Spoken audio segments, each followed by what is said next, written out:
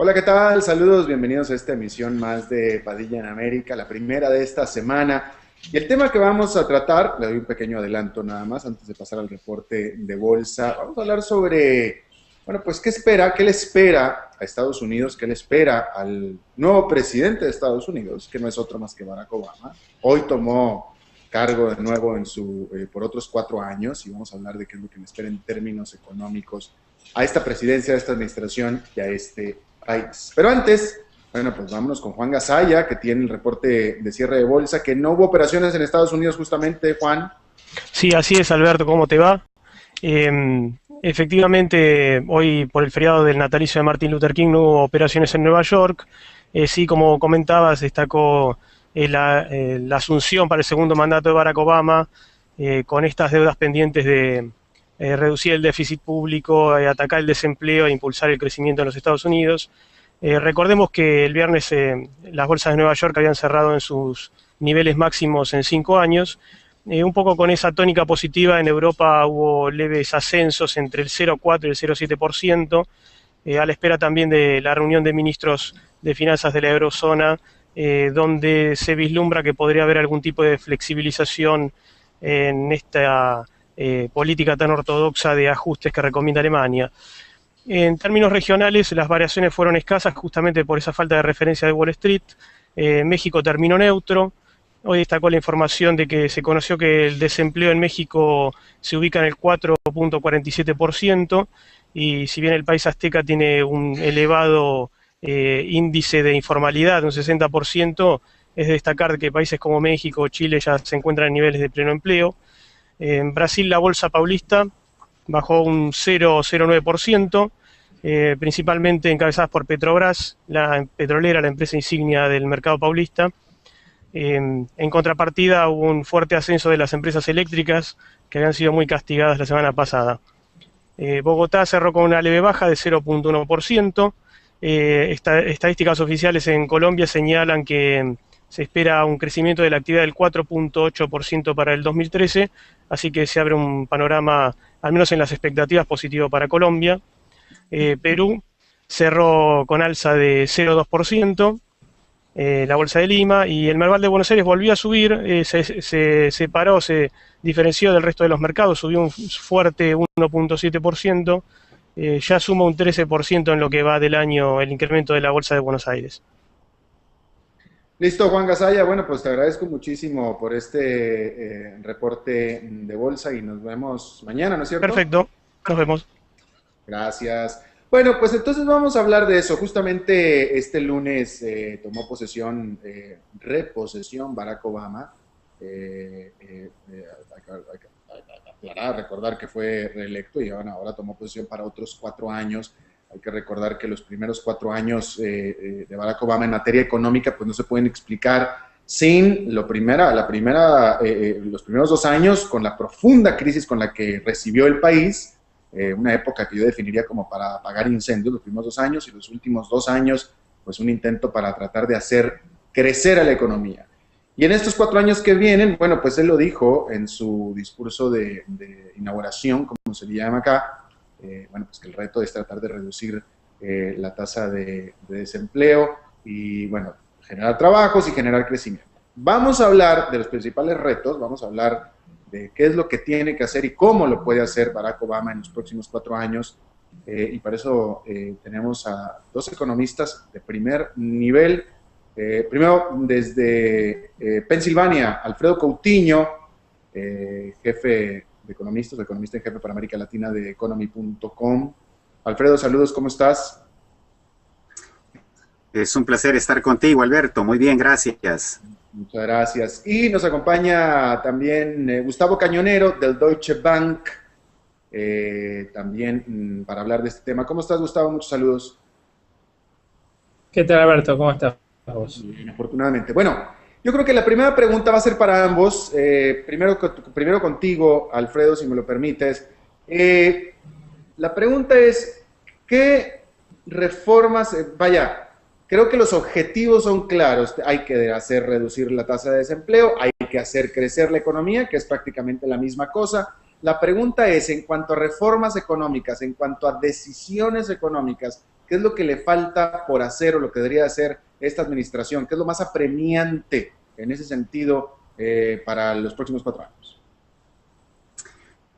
Bueno, Alberto, mira, el segundo mandato del presidente enfrenta un problema muy grande que no es que se haya aparecido inmediatamente en el momento en que toma posesión, sino es un problema que ya se viene arrastrando incluso desde cuando inició su primer mandato, que es el gran problema fiscal que enfrenta los Estados Unidos por diversos factores, como ya se ha comentado en tus programas anteriores. Pero específicamente durante estos 4 años, y yo diría que en los próximos meses va a ser muy importante darle una solución de fondo al problema fiscal que enfrenta los Estados Unidos. Como bien sabemos, la primera medida tendría que ser negociar con el Congreso de los Estados Unidos el aumento en el límite de la deuda. De lo contrario, pues muchas oficinas del gobierno, muchos servicios públicos que ofrece el gobierno a sus ciudadanos, pues estarían prácticamente cerrados en los próximos meses. Y el segundo problema, pues se trata de las medidas más de carácter estructural para solucionar el problema del gran déficit que tiene el gobierno de los Estados Unidos y que ha estado creciendo de manera muy importante. Y en la medida en que la economía de los Estados Unidos continúe con un crecimiento a tasas muy bajas, como lo hemos visto, de alrededor del 2%, pues en esa misma medida ese déficit sin medidas estructurales pues va a continuar aumentando y el gobierno va a requerir de mayor financiamiento. De tal manera, Alberto, que el problema que enfrenta en estos momentos el gobierno y que tiene que resolver de la manera más rápida es precisamente el problema fiscal, una reforma fiscal de fondo. Gustavo Cañonero. Sí, coincido plenamente. El gran desafío es encontrar un balance entre la necesidad de seguir alimentando la actividad económica en el corto plazo y resolver el problema estructural de una deuda creciente, un déficit muy alto, y no solo eso, gastos que en los años posteriores, que en los futuros años vas a tener en incremento, en particular lo que tiene que ver asociado a los gastos de salud y de pensiones.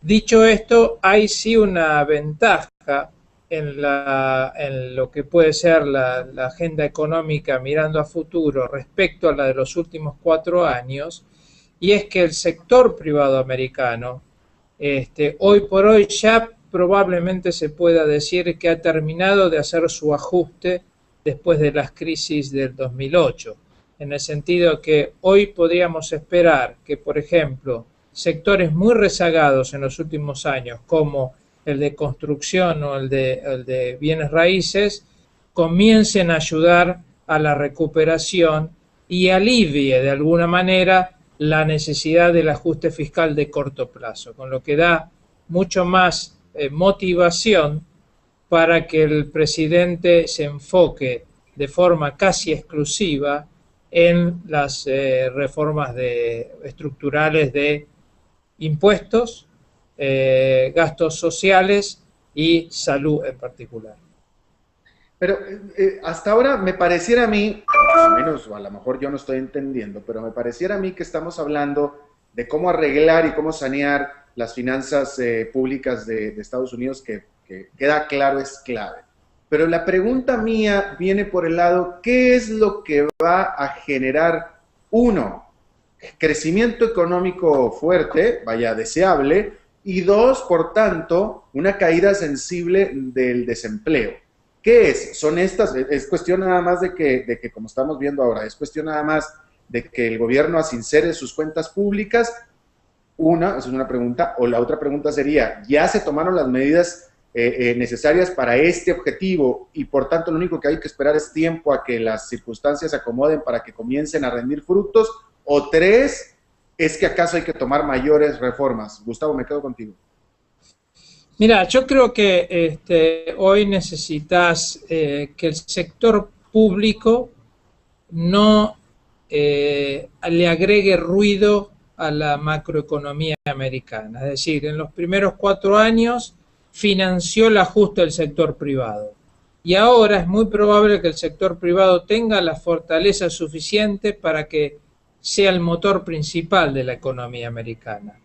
Lo que sí es verdad es que gracias a ese financiamiento de estos últimos años hemos heredado una posición fiscal mucho más vulnerable. Y entonces, para poder afianzar las fuerzas de crecimiento, el presidente tendría que encontrarle una solución de largo plazo a su tema de deuda y de déficit público. Por eso yo te diría, hoy, a diferencia del pasado, yo sinceramente creo que con una solución mediocre y de mediano plazo, mediocre pero de mediano plazo, podríamos tener una economía americana que sorprenda en el buen sentido de la palabra.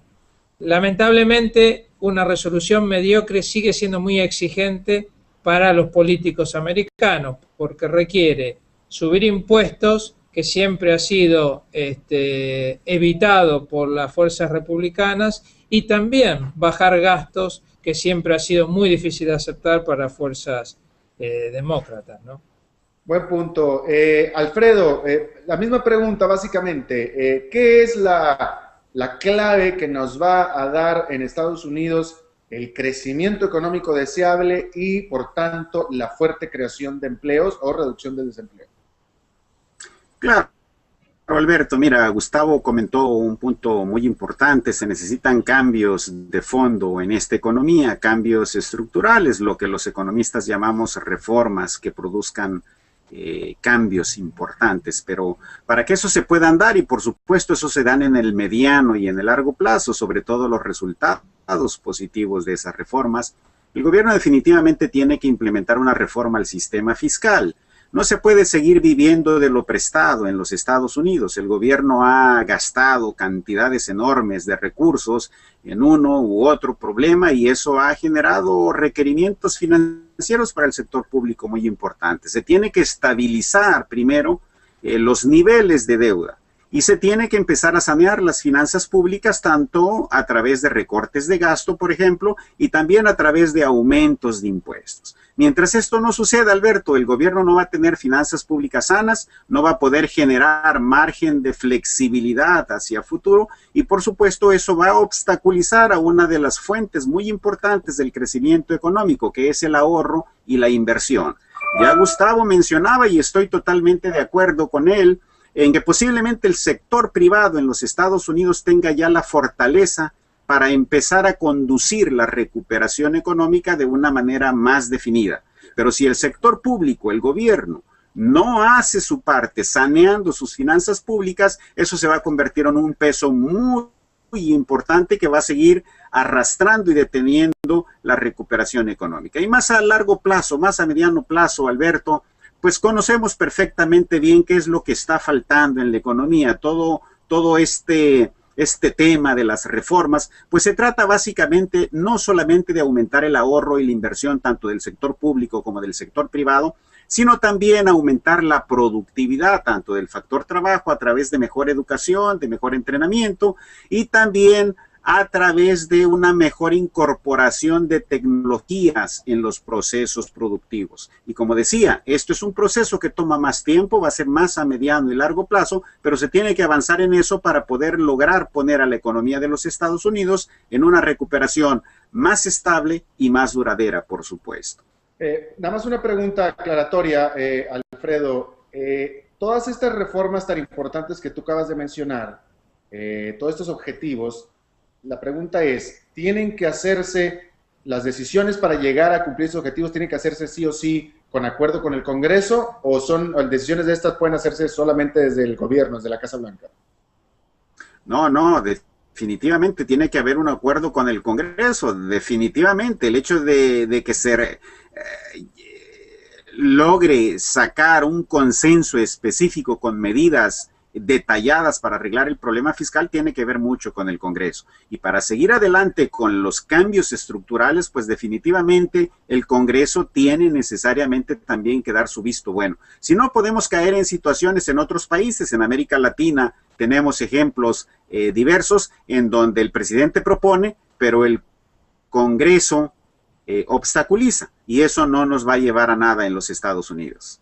Bueno, y Gustavo, tú ya estabas infiriendo, diste una señal de que tú no le tienes mucha fe justamente al proceso político, a los acuerdos políticos aquí en este país, en Estados Unidos, y porque tampoco ha habido ejemplo como para tener mucha fe, ¿no es cierto?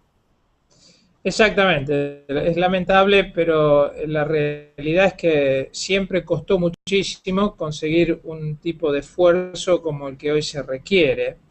En el pasado, sin embargo, una economía un poco más vigorosa facilitó las cosas, y yo tengo la esperanza de que este año tal vez tengamos esa sorpresa, donde la economía empiece a ayudar un poco más que lo que ayudaba antes. Sin embargo, para eso necesitamos ciertas condiciones mínimas, como ser una resolución relativamente rápida de la negociación del techo de la deuda, como para poder empezar a pensar en que al menos la política pública no es un obstáculo para crecer. Pero en el sentido de el esfuerzo que requiere a los políticos resolver cuál es la estructura del gasto y los impuestos a mediano plazo, sin duda eso uno tiene que reconocer que va a generar muchísimas dificultades, muchas negociaciones, y no tendríamos que crear la falsa esperanza de que eso se pueda hacer rápidamente este año. Esto es un proceso que solamente la misma sociedad va a poder ir apoyando en el correr de los años, ¿no? Alfredo, una pregunta del público. ¿Es posible para Estados Unidos crecer en sí mismo sin ayuda internacional? Y la pregunta más específica es, ¿puede crecer Estados Unidos con una Europa totalmente deprimida? ¿Puede depender o ayudarse nada más con solamente China? No, definitivamente el entorno internacional, Alberto, afecta a todo mundo, a todos los países, particularmente en el caso de los Estados Unidos, teniendo tanto a Europa como a los países asiáticos como uno de sus principales mercados de exportación. Pues lo que sucede en Europa o una posible desaceleración a futuro en la economía de China definitivamente va a tener un impacto negativo sobre la economía de los Estados Unidos. Sin embargo, yo creo que fortalecer las fuentes internas del crecimiento permanente pues es soberanía de cada gobierno. Y los Estados Unidos pues no está exento de eso, como también están los gobiernos latinoamericanos. En ese sentido, promover políticas económicas sanas, políticas que promuevan el ambiente de negocios, que promuevan el ahorro, la inversión y nuevas tecnologías en los procesos productivos, pues prácticamente está en manos del gobierno de los Estados Unidos. Claro, la ayuda internacional también puede servir de alguna manera en la medida en que el ambiente de negocios en los Estados Unidos es favorable, entonces los inversionistas van a poner sus inversiones en los Estados Unidos, lo cual al final de cuentas va a venir a aumentar la inversión productiva en el país, y eso por supuesto viene a aumentar la capacidad productiva y el crecimiento en el futuro. Gustavo, otra pregunta del público, y me parece muy interesante. Aquí en Estados Unidos el gran debate es quién lo hace mejor en la economía, si los republicanos o los demócratas.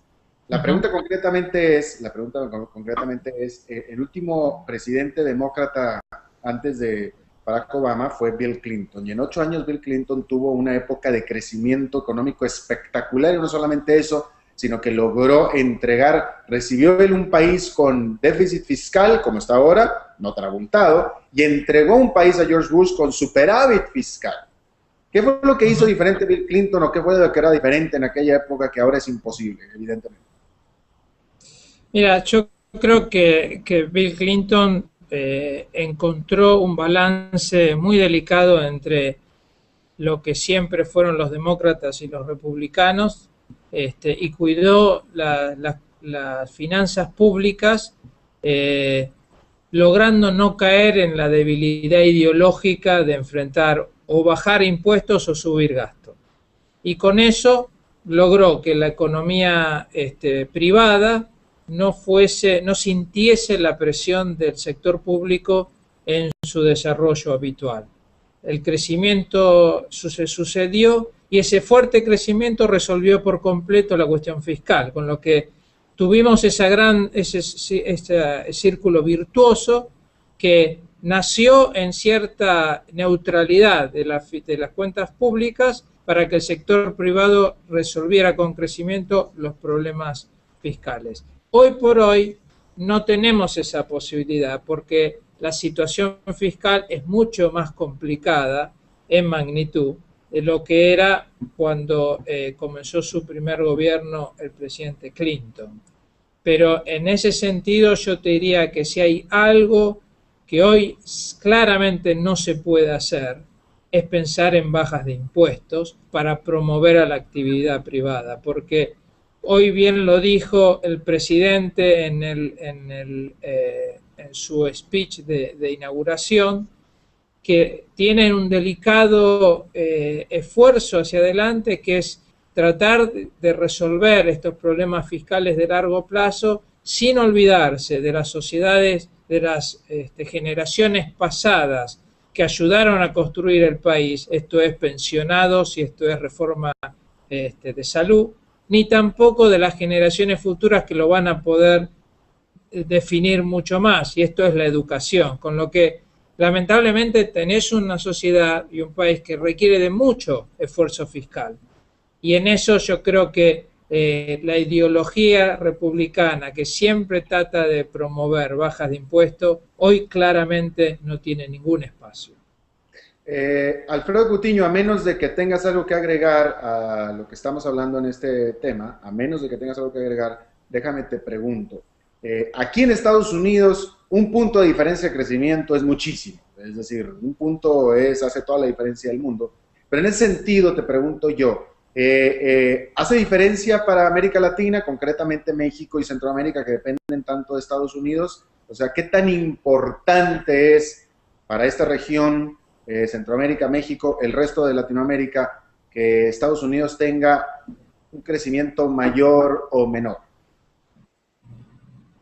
Sí, definitivamente, Alberto, el que Estados Unidos crezca un punto porcentual implica un impacto positivo amplificado para América Latina, sobre todo para aquellos países que tienen a los Estados Unidos como su mercado de exportación más importante, y tú lo has comentado, México, Centroamérica y el Caribe, no tanto los países del cono sur como Brasil, Argentina, Chile, Perú, en donde Estados Unidos sí es un mercado importante, pero no es o ha dejado de ser el mercado principal. Ha sido sustituido básicamente por China y por otros países asiáticos, pero nada más para darte un ejemplo. El caso de México y de Centroamérica, pues prácticamente les va súper bien cuando Estados Unidos está en una recuperación sostenida, pero también les va muy mal cuando los Estados Unidos está en desaceleración o entra en una recesión. Nada más para darte un dato particular, el caso de México. El ciclo económico del país mexicano pues tiende a magnificar el ciclo económico en los Estados Unidos, de tal manera que cuando Estados Unidos se cae, México prácticamente se hunde, pero cuando Estados Unidos está en recuperación, México se beneficia de manera muy importante, de tal forma que si lo que estamos diciendo es que Estados Unidos va a tener una trayectoria de recuperación, pues más o menos gradual, en donde no se van a ver los crecimientos importantes que se tuvieron la década anterior, pues eso definitivamente va a imponer una restricción al comercio de la región, sobre todo de México y del Caribe, y por supuesto eso va a afectar el crecimiento económico en estos países. Bueno, y por último entonces, les voy a preguntar a ambos que me den su mejor estimado en base a su experiencia, en base a su conocimiento, de cómo va de crecimiento y tasa de desempleo de Estados Unidos para los próximos 4 años. No debe ser una pregunta muy difícil para gurús como ustedes, mi querido. Primero contigo, cañonero Gustavo. Es verdad, no es simple, pero yo debo reconocer que soy más optimista que lo que veo son mis colegas americanos, porque a diferencia, como lo notábamos antes, a diferencia de los últimos años, veo que por primera vez tenés un sector privado que ha resuelto sus problemas financieros y que hoy tiene el empuje y la fortaleza necesario para ser el que lidera el crecimiento. Nuestras proyecciones oficiales están hablando de un crecimiento en los próximos 2 años, 3 años, entre 2 y 2,3, 2,4%, lo que lleva a mejoras bastante anuales, exacto, lo que lleva a mejoras muy marginales en términos de la tasa de desempleo. Yo creo que podemos tener una sorpresa y si tenemos una resolución rápida en términos de la negociación de la deuda solamente, ni siquiera hablando de las reformas más de mediano plazo. Creo que este año podemos acercarnos hacia el final del año a un crecimiento del 3%, lo que sí tendría un impacto muchísimo mayor en términos de desempleo. ¿Y cuánto estás viendo tú el desempleo, la tasa de desempleo para los próximos 2, 3 años? ¿Cuánto? Mira, yo creo que va a seguir en el rango alrededor del 8%, no lo veo bajando mucho más que eso. Sí, el crecimiento se acelera en este año y sí podemos sostener con esto un crecimiento de alrededor del 3% en los próximos años, a diferencia de lo que es nuestro escenario base. Ahí podríamos estar acercándonos más hacia 7,5%, un poco por debajo en términos de tasa de desempleo. Alfredo Coutinho, misma pregunta, ¿cuál es tu estimación, ya no digo de largo plazo, para esta administración, 4 años de crecimiento económico y reducción de desempleo? Claro, Alberto, yo coincido con Gustavo. Nosotros tenemos un promedio para los próximos 4 años que no va más allá del 2,5% crecimiento económico para los Estados Unidos.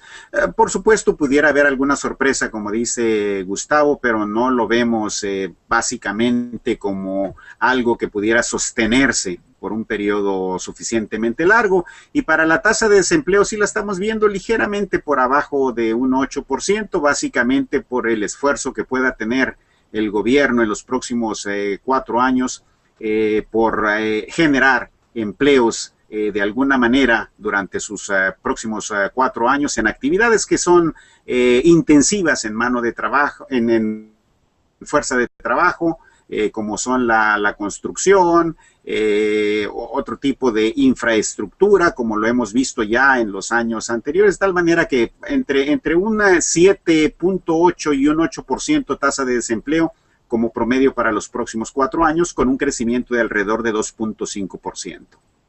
Alfredo, quedándome contigo ya por último, hablando de la construcción, yo estoy viendo aquí en Atlanta, donde yo vivo, que hay un repunte muy, muy notable de la construcción. Yo lo veo, ya se encuentran otra vez las plumas de construcción, las grúas de construcción, etcétera. 1, 2, tengo información de que en muchas otras ciudades de Estados Unidos está sucediendo el mismo fenómeno. 3, los últimos datos de construcción de casas confirman también que en el sector de vivienda se está repuntando la construcción. 4, hay datos anecdóticos aquí en Atlanta, donde, sobre todo aquí en Atlanta hay este caso particular donde las leyes migratorias son particularmente difíciles y donde los constructores están quedando, no tienen gente, no tienen ni albañiles, no tienen la mano de obra suficiente para la construcción, les está faltando gente porque aquí pues la mano de obra se fue por la razón que acabo de explicar. Ante todo esto, la pregunta es, yo hubiera deducido con todo esto, yo hubiera inferido que se iba a transmitir o traducir en una sensible reducción de la tasa de desempleo.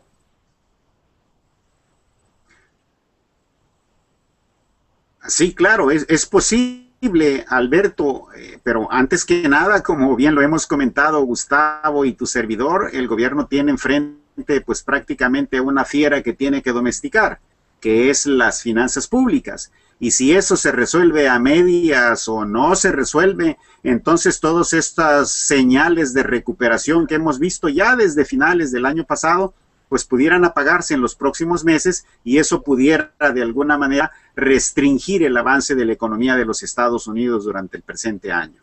Ya, perfecto. Alfredo Coutinho de Economy.com de Moody's, muchas gracias por tu participación y por tu disposición a hablar con nosotros, mi querido Alfredo. Es un placer, Alberto. Y Gustavo Cañonero de Deutsche Bank. Muchas gracias, Gustavo, y te mando un fuerte abrazo y agradezco tu participación. Siempre un placer y muchas gracias, Alberto. Gracias, señores. Bueno, y eso es todo lo que tenemos por esta emisión de Padilla en América, aquí a través de Infobae América y de economiafinanzas.net. Los invito a que sigan participando con nosotros. Es cuestión de que nos den algunos datitos ahí para que puedan ingresar y puedan así participar también en vivo. Y nos vemos en la próxima entonces. Muchas gracias y que la pasen muy bien.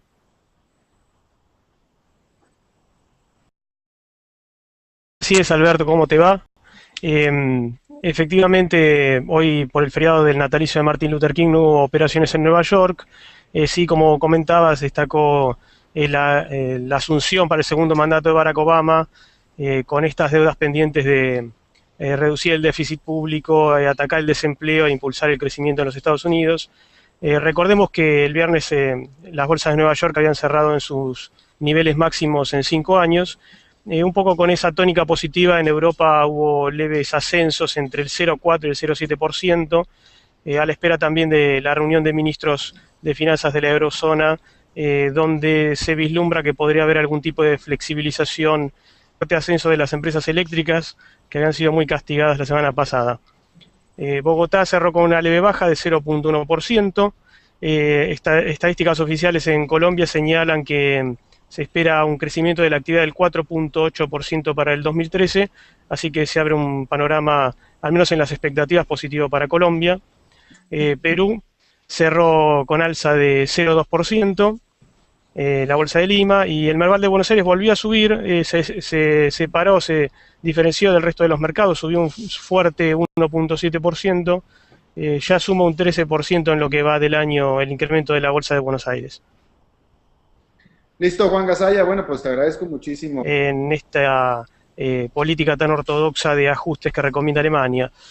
En términos regionales, las variaciones fueron escasas justamente por esa falta de referencia de Wall Street. México terminó neutro.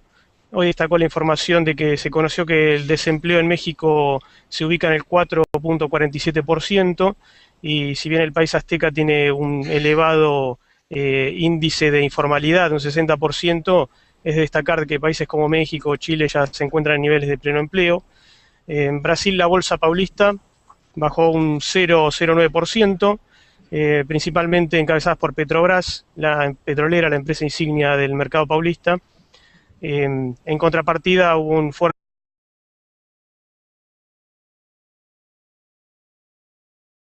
Hola, ¿qué tal? Saludos, bienvenidos a esta emisión más de Padilla en América, la primera de esta semana. Y el tema que vamos a tratar, le doy un pequeño adelanto nada más antes de pasar al reporte de bolsa. Vamos a hablar sobre, bueno, pues qué le espera a Estados Unidos, qué le espera al nuevo presidente de Estados Unidos, que no es otro más que Barack Obama. Hoy tomó cargo de nuevo por otros 4 años, y vamos a hablar de qué es lo que le espera en términos económicos a esta presidencia, a esta administración y a este país. Pero antes, bueno, pues vámonos con Juan Gasalla, que tiene el reporte de cierre de bolsa, que no hubo operaciones en Estados Unidos justamente, Juan, Sí, como por este reporte de bolsa, y nos vemos mañana, ¿no es cierto? perfecto, nos vemos. Gracias. Bueno, pues entonces vamos a hablar de eso. Justamente este lunes tomó reposesión Barack Obama. Recordar que fue reelecto y ahora tomó posesión para otros 4 años. Hay que recordar que los primeros 4 años de Barack Obama en materia económica pues no se pueden explicar sin los primeros 2 años con la profunda crisis con la que recibió el país, una época que yo definiría como para apagar incendios, los primeros 2 años, y los últimos 2 años pues un intento para tratar de hacer crecer a la economía.